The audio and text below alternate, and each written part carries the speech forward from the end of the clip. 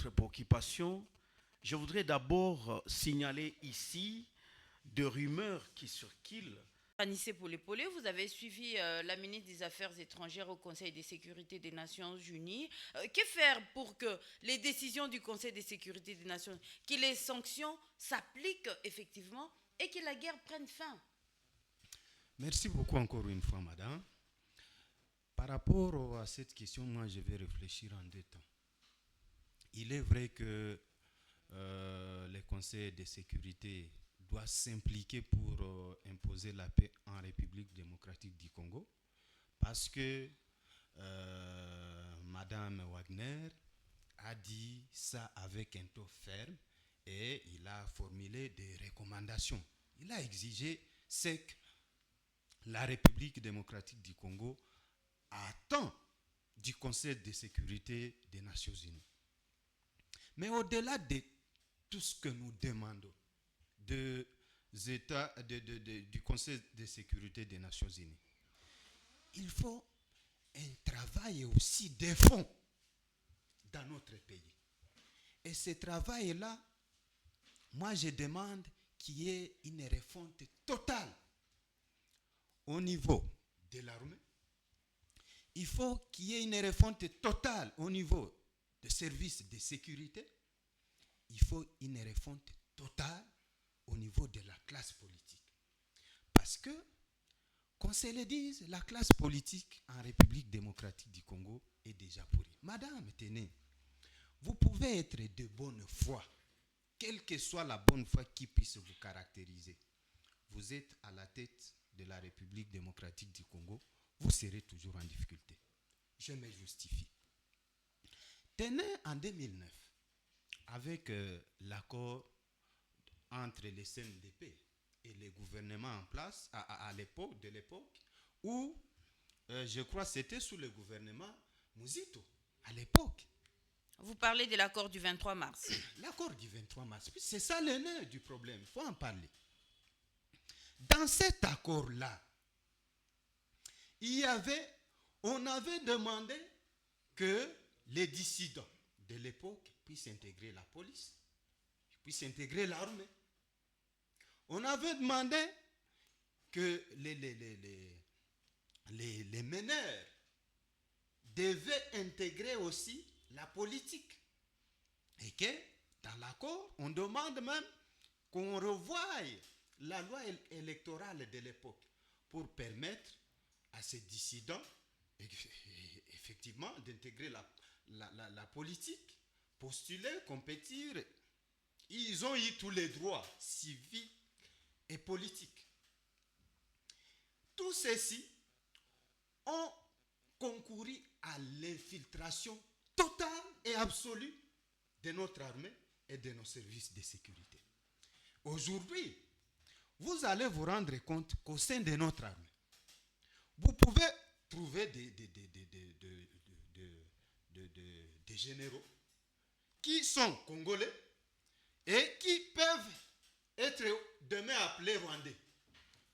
Je vous rappelle le cas de Bosco Ntaganda, qui s'appelait congolais et qui, après un temps, il s'est retrouvé à La Haye, mais il s'était dit qu'il était rwandais. Aujourd'hui, avec ce que nous dénonçons comme infiltration au sein de l'armée et au sein de nos services de sécurité, il y a toujours des Bosco Ntaganda qui sont congolais et qui sont rwandais. D'où il faut une refonte totale de l'armée. Mais pour y parvenir, il faut que nous ayons la stabilité et politique et institutionnelle. Comment avoir une stabilité politique dans ces conditions-là, Maître Anissé Il faut que tous les Congolais comprennent que le mal est profond. Je vais aller dans les services, dans la politique. Toujours, nous avons eu quelqu'un qui a géré ce pays pendant 18 ans. Mais si, à l'époque, on a eu à signer un accord en 2009 pour qu'il y ait des gens qui viennent du Rwanda qui intègrent notre armée, qui intègrent nos services de sécurité, sous les regardants du gouvernement de l'époque. Et aujourd'hui, il y a un nouveau gouvernement, il y a un nouveau président, je vous dis, Ça fait 6 ans qu'il est là. Hein. quelle que soit sa bonne foi. Vous savez, lorsque on nomme ou on promeut au sein soit de la magistrature, soit de la police, soit de l'armée, ça a toujours été sur proposition du Conseil supérieur de la défense ou de l'inspectorat général de la défense, sur proposition du Conseil supérieur de la magistrature. C'est-à-dire, pendant 18 ans, on a eu à façonner des gens au sein de l'armée, au sein de la classe politique. Je vous rappelle les feuilletons FCC-Cash. Quand le chef de l'État actuel s'est retrouvé être en difficulté, malgré sa bonne foi, il a eu le courage de mettre fin au FCC. Parce que le FCC avait une mission particulière. Rappelez-vous du concept « on ne peut pas nous intimider ».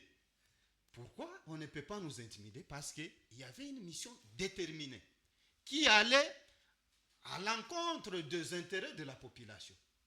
Ce qui a fait que les chefs de l'État, l'ayant senti, en tout cas avaient décidé de mettre fin à ça. Si ceci était aussi appliqué au sein de notre armée, au sein de la police, au sein des services de sécurité, je vous dis que les M23 ne seraient pas en train de s'aventurer dans notre pays. Alors, qu'est-ce que vous voulez laisser entendre à la population Maître Anissé Polé-Polé, que ce qui arrive maintenant, c'est à cause de la gestion de Kabila, des 18 ans au pouvoir. Vous savez, lorsque une maladie s'extériorise, ce n'est pas que cette maladie a commencé aujourd'hui. Cette maladie a commencé à fragiliser les cellules protectrices du corps. Et ce n'est qu'après que la maladie se manifeste et la victime, les malades, commencent à sentir que ça ne va plus. Ils commencent à se démener pour faire face à la maladie. Donc ça veut dire qu'il n'y a plus de solutions pour les Congolais? Non, il y a des solutions. C'est pourquoi moi j'ai proposé, j'ai dit qu'il faut une refonte totale. Vous savez, la classe politique actuelle, c'est une classe qui est appelée, comment dire, à disparaître. Et qui est une nouvelle classe politique. Qui sera constituée de qui en ce moment-là? Donc on met l'UDPS à part, on met l'UNC à part, on enlève l'ANC et ça va se passer comment en ce moment-là? Vous voyez nos patriotes Wazalendo. Les Wazalendo sont animés par l'esprit de préserver l'intégrité territoriale. Contrairement, peut-être je peux m'exprimer ainsi. Si vous regardez au sein de notre armée, il y a des vrais soldats qui ont les soucis de notre pays, qui veulent combattre pour notre pays. Mais à travers les négociations qui ont eu lieu dans les temps, à travers les mixages, il y a ceux-là qui sont dans notre armée, mais au service de l'ennemi. Mais comment les savoir? Il faut un travail de fond. Et le travail de fond va commencer quand? Vous savez... Parce que la situation sécuritaire aujourd'hui est déjà confuse. Prend tout en état. La situation actuelle prend tout en état au point que nous ne pouvons plus réfléchir si ce n'est que chercher d'abord le voies et moyens d'imposer la paix dans notre pays et bouter l'ennemi dehors qui s'est déjà emparé du Nord Kivu. Nous devons travailler. Vous avez entendu le gouverneur militaire qui a été investi la fois passée. Il a dit que mon bureau n'est pas à Beni. Mon bureau, c'est au Nord Kivu. Et je dois tout faire. Je dois travailler pour que je regagne mon bureau dans à Goma. À Goma. Comme prévu. C'est pour dire que si vous avez analysé le discours du président de la République, si vous avez remarqué la mobilisation tous azimuts qu'il a faite, il voudrait à ce que tout le monde s'approprie cette guerre, nonobstant le fait que nous soyons infiltrés. Mais nous devons également nous méfier des intimidations de la communauté internationale. lorsque nous devons prendre des mesures courageuses pour faire face aux ennemis internes que nous avons. On conçoit mal que ce soit nos frères qui soient devant, qu'on mette devant pour dire que c'est une guerre des Congolais entre eux. Et ces gens étaient aux affaires, ils étaient aux affaires hier. Et qui utilisent les moyens que l'État leur avait donnés pour combattre contre celui-ci et contre ce peuple. Tous ces infiltrés qui sont encore au sein de notre armée, un travail défaut doit se faire pour les dénicher. Tous ces infiltrés qui sont en train de divulguer nos secrets doivent être répertoriés dans tous les services de sécurité pour que la justice s'en charge. Ce n'est qu'à travers cette justice que nous aurons à faire peur, à terroriser ces gens sans foi ni loi. Mais nous devons nous souder en un seul homme et se ranger derrière notre armée, se ranger derrière la police, se ranger derrière l'ANR, les services de sécurité, tout confondu, pour que l'ennemi n'ait pas là où passer pour venir nous infiltrer. Parce que je ne sais pas ce qui a circulé sur les réseaux sociaux, si c'était vrai, quand on trouve quelqu'un avec, sur son corps, avec des tonnes des munitions. Des munitions et de l'argent pour amener dans les périphériques de la ville de Bukavu. Ceci devait nous interpeller parce que même la population est aussi infiltrée.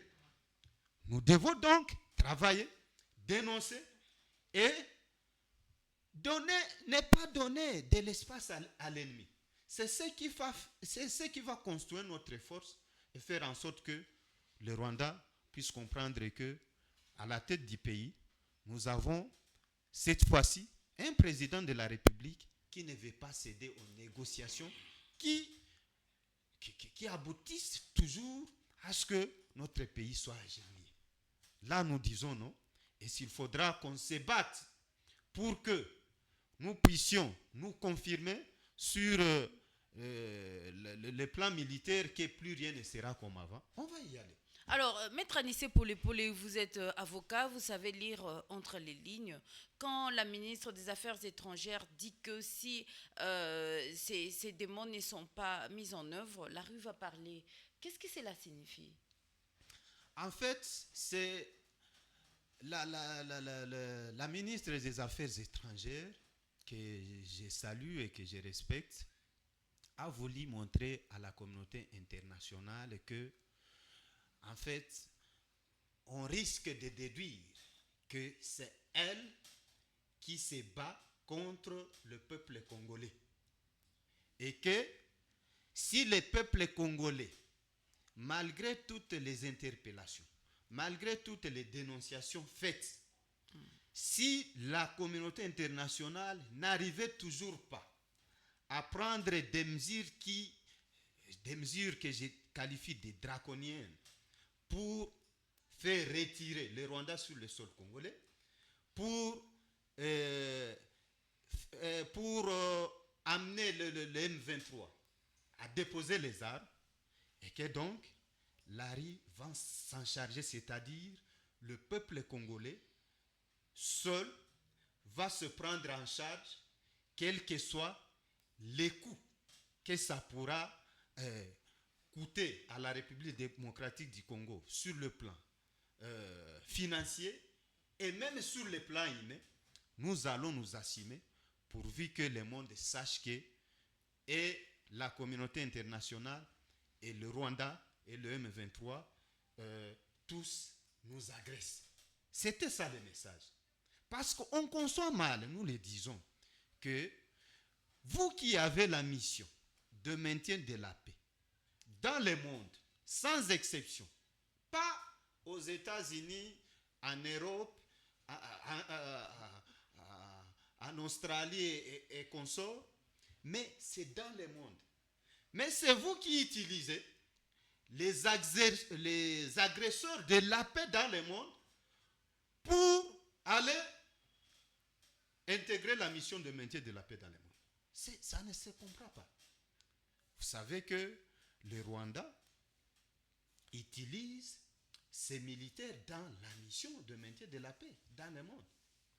Et le même Rwanda utilise ses militaires pour venir agresser la République démocratique du Vous Congo. ne pensez pas que c'est trop des jérémiades, maître Anissé Polé? Quand est-ce que la République démocratique du Congo va arrêter de pleurer? Vous dites? C'est trop des jérémiades comme ça. Quand est-ce que la République démocratique du Congo va arrêter de pleurer? Vous savez, il y a un temps pour tout. Nous avons connu un temps où le Rwanda nous agressait et personne ne pouvait en parler tout haut devant les concerts du monde. Aujourd'hui, les choses ont révolu. Nous avons un président de la République qui le dit tout haut, sans peur même d'être contredit parce que les preuves sont patentes. Il le dit tout haut. Et ça change quoi? Ça change quoi concrètement? En le disant, il ne s'arrête pas par là.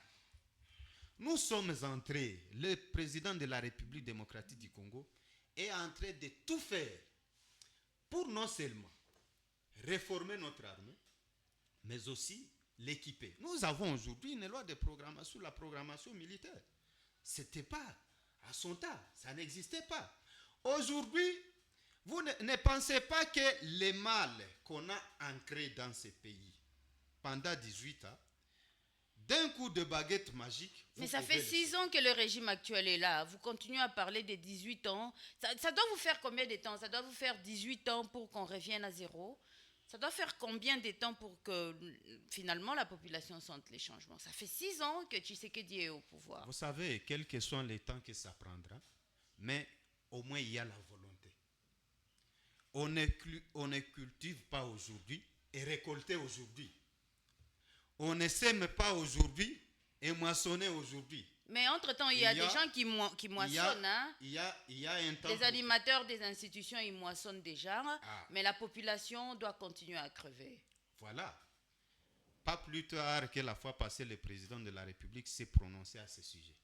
Que désormais, le train de vie des institutions va être émietté au point que tout sera orienté vers notre armée, vers nos forces de sécurité, pour voir comment les mettre dans des conditions optimales devant les permettre de ne réfléchir qu'intégrité territoriale. C'est un travail de fond qui s'est fait et nous pensons que si nous tous, nous pouvons soutenir, parce qu'il y a des gens qui sont en train de penser que la guerre nous imposée par les Rwandais, c'est la guerre du président Félix, c'est la guerre de l'UDPS. Non, c'est une guerre imposée au peuple congolais, c'est une guerre d'intégrité territoriale et nous devons, nous tous, nous en approprier pour faire face à l'ennemi. Prétendre que ceci doit se faire d'un coup de baguette magique, non. Le Rwanda s'est préparé. Et la République démocratique du Congo faisait quoi au moment où le Rwanda s'est préparé? Au moment où le Rwanda s'est préparé, la République, les animateurs de l'époque étaient des mèches. Non, mais ça fait 6 ans, maître Anissé Polé. La population est en train de vous suivre. 6 ans. Vous revenez toujours à 18 ans de Joseph Kabila. Ça fait 6 ans que Tshisekedi est au pouvoir. Mais depuis 2002 à 2018, on s'est préparé pour ça. Et on a mis toutes les batteries en marche. Je vous donne un cas. Vous ne pouvez pas imaginer que dans ce pays, il y a des gens qui peuvent dire qu'ils sont dans l'armée, non pas pour combattre. Mais le niveau qu'ils ont atteint, c'était grâce à tel. Et il doit les servir. Ça signifie quoi? Pareil individu va répondre aux ordres de Félix, alors qu'il y a quelqu'un qui l'a façonné. Non. Est-ce que vous n'êtes pas en train de vous Mais le demander président de la République, pourquoi- c'est qui en pourquoi- ce moment-là, Maître pourquoi- Anissé s'il vous plaît, Polé? vous n'êtes pas en train de vous demander pourquoi Nanga est parti et a créé l'AFC. C'est Nanga qui était président de la commission électorale indépendante. Nanga a été nommé par qui pour devenir président de la commission électorale indépendante? Ce sont les confessions religieuses qui ont envoyé Nanga à la tête de la CENI, conformément à la loi électorale. Ah, ça c'est similé. Ça c'est apparent. Mais donc, qu'est-ce que vous voulez insinuer? Que Denis Kadima également, c'est apparent que les confessions religieuses l'ont envoyé à la tête de la CENI, c'est ça? Vous savez que il y a un moment où on était en train d'infiltrer l'UDPS dans les régimes passés. Et en infiltrant l'UDPS, on cherchait ces cadres, ces hauts cadres, pour les débaucher et les nommer dans le gouvernement de Kabila de l'époque. On les débauchait. Vous pensez que c'était pourquoi? C'était pour fragiliser l'UDPS. Aujourd'hui, ce qu'on attendait de Félix quand on avait mis sur pied le FCC Cash, Félix a surpris les gens. Au point que ce qu'on attendait de lui, il s'est retrouvé avec une autre facette. Et c'est cette facette qui était là pour les comptes, qui était là au profit du peuple congolais. Les autres n'ont pas su partager ça. Merci. Et c'est ce qui a fait qu'il y ait naissance de l'AFC. Merci beaucoup. Nous disons ceci pour citer que nous avons un seul pays. Et ayant un seul pays, nous devons nous battre jusqu'au sacrifice suprême. S'il faudra qu'on intègre l'armée, la police, pour imposer la paix dans notre pays, nous le ferons. Parce que le Rwanda n'a que 13 millions d'habitants. Nous sommes à plus, malgré tout ce qu'on nous fait, nous sommes à plus de 120 millions. Merci beaucoup. Si on n'injectait rien que 2 millions dans l'armée, merci beaucoup. En tout cas, le Rwanda ne fera pas. Merci beaucoup, Maître Anissé Polé.